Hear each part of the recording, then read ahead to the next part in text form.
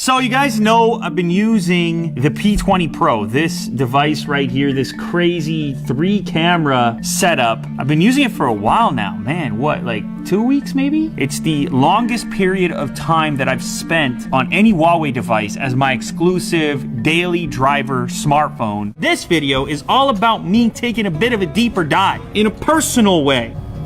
I said personal, Jack. You know, I had a lot of thoughts going into it, apprehension. It's just a little different than the type of evaluation you normally would get to do in a short form video here on YouTube. You get to learn it a little bit more, live with it. And that's why I kind of like this concept of switching over, trying as many phones as I possibly can. Since I'm wrapping up this video here talking about the P20 Pro, I'm gonna let you know all my thoughts, if it's a good purchase, how good is it, etc. A good way to manage these switch videos should be to ask you guys which smartphone you're most interested in, and then that can be the phone that I then go on to switch to and report back after a serious usage session, longer period of time. So leave a comment down below and let me know which phone you want me to switch to after this one, because I'm switching immediately. Anyhow, this video is about the P20 Pro. The form factor is super comfy. It's not quite as big as some of the other flagship devices, which I like. It makes it easy to hold and reach. It does have the notch on it. It was one of the early notch adopters, though you can turn that off. A unique thing on this device is this front fingerprint scanner. I think I have become so accustomed to the rear scanner that this actually felt a bit awkward for me. After using this for 3 weeks or however long it's been, I still think I feel more comfy with the rear one. Now, this is a personal taste kind of thing. My index finger lands there anyways. It's kind of a thoughtless process. It's automatic versus this one where it's just a little bit more of a reach. This is not a huge thing. It's not gonna be a deal breaker for someone. It's a minor little thing either way, but if I had to choose, I would choose the fingerprint scanner on the rear. Let's talk about the display since we're on the front. I have it currently in the eye comfort mode. I'm actually really impressed with this mode. The color and eye comfort stuff is just bananas. You can go in and really toggle in the color that you like, and that's a positive thing, especially since I made that video recently about how the blue light coming out of our smartphones might be affecting us. Since I have put a custom launcher on this device, the settings menu remains the one area that I had to adapt to. Of course, it's much different than on stock Android. Some things are buried in menus a little differently, and it will take some getting used to. I talked in a recent video about how much I like stock Android, but part of the reason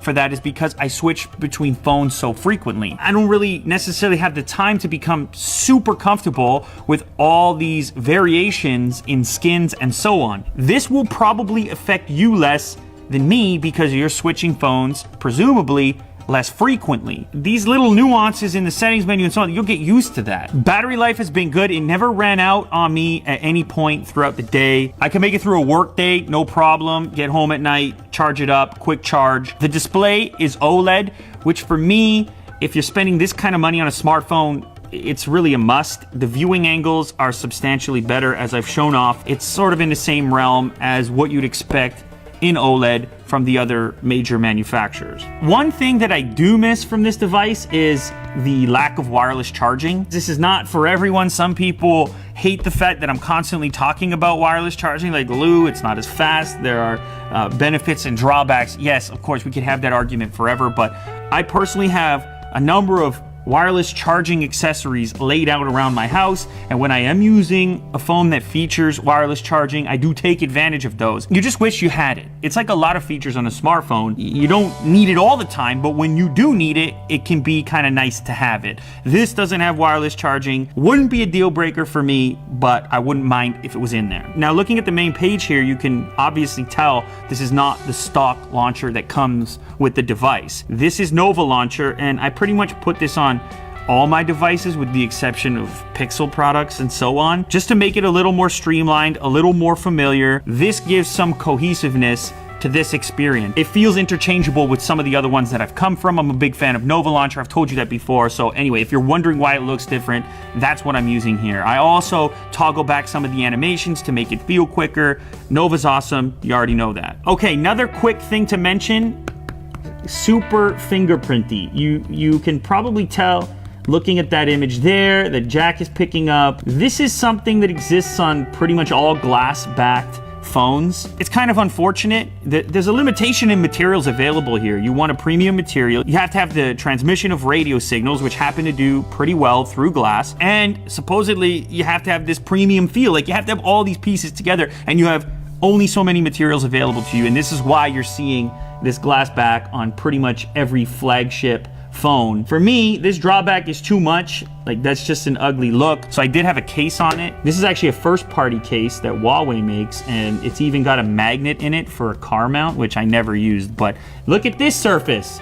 No fingerprints. So you have a premium device, you don't want to show off too many fingerprints. As much as I don't necessarily like using a case, I had this on the whole time that I was using the phone in order to avoid the alternative, which was the fingerprint factory. You can see that does not happen there. So anyway, that's an observation. We all know what you want to talk about, and I do too, because it's really the elephant in the room right now in terms of this device. It's this guy right up here.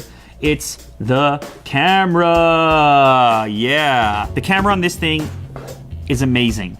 Honestly, it was so much fun to play with. It got the juices flowing a little bit because of the versatility of it.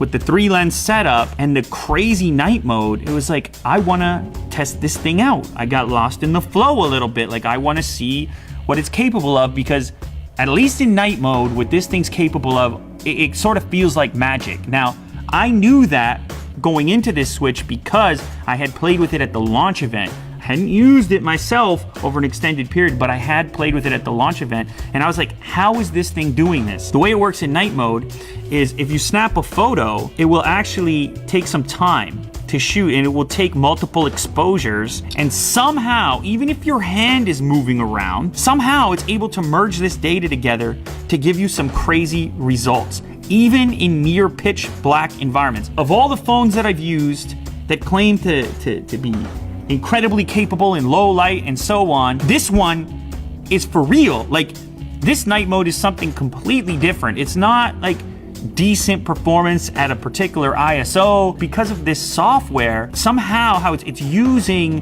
the image data along with the shakiness, eliminating the shakiness of your hand to give you practically night vision. I do have a sample of that in here. This shot is in a pitch black bathroom, lights off, door closed, and just this candlelight. And the detail in the object here is incredible. You could be out at a nice candlelit dinner and you end up with an image that a smartphone has no business taking. I promise you, the night mode on this thing will blow your mind. You can really do something with this camera that, as far as my experience is, you can't do on other phones. Now, as a regular camera, just as a camera, the thing's ridiculous too. I'm gonna zoom in to this wasp nest. I shot this photo, okay? Check this out. I mean, I am up close and personal. The detail on these wasps, and look at how zoomed in I am. It doesn't break up. Now, you know you're dealing with a 40 megapixel sensor, but interestingly enough, even when I'm in the 10 megapixel mode, I'm still getting incredible images. So I'm not sure what kind of fancy business is going on, but if you don't need the full resolution and the giant file size, you can shoot in this 10 megapixel mode and still get ridiculous results. You can see here, because of the optical zoom, we can go from there to there and keep full resolution. Zoomed into a chess piece, look at that. From there to there, kablamo. How about this? The isolation of a water drop. What is this, a stock photo? No, I took that. I should license this. You should pay me. What is this, Getty Images? Getty, get on the phone. Whoa.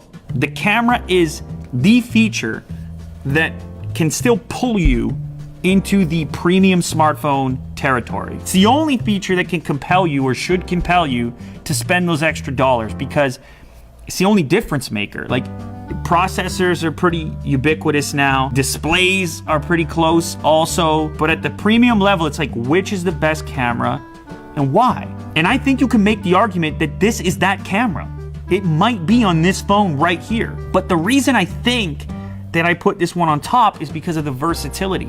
It's really like having multiple cameras with you. It's doing something that other cameras aren't. Now, granted, you guys know I loved the Pixel 2 XL, and the software on that device for the bokeh effect, or the portrait isolation, is incredible. Google's software is bananas. I've said it before, I'll say it again, you already know that. But there's no night mode like this night mode. And that's a single lens device, so when you start talking about zoom, you gotta go take a nap as well. This camera is special like that. You feel like you're paying for something that you're getting. In this implementation right here, it seems that this setup they have going on is working, and it's giving you versatility that other smartphones can't. There is an actual tangible benefit to this unusual setup. Yes, it's expensive. It's in that premium range. And I've been talking more and more recently about how you don't have to go to that premium range. I have a funny feeling about which phone you guys are gonna suggest for my next Switch, and I think it's probably not gonna be in the premium range because you can get some crazy specs now for a fraction of the cost of this device. But if you were stuck in the premium segment and you're like, I just have to have the best, if that's you, you're probably gonna be satisfied with this phone. The one killer characteristic above all others is camera, and this camera made shooting smartphone photos fun again and interesting, and that's a totally different experience from anything I've had recently. The P20 Pro is a good choice. It's kind of my job to keep switching and breaking it down for you, and I intend on continuing to do that. I'm gonna remind you once again, I want you to leave a comment down below. Let me know which smartphone I should switch to next, and I'm gonna be back here real shortly because this SIM card has to go somewhere. I have a funny feeling I know what you guys are gonna pick, but put it in the comments. I'm about to switch again. P20 Pro. You'll be happy with it.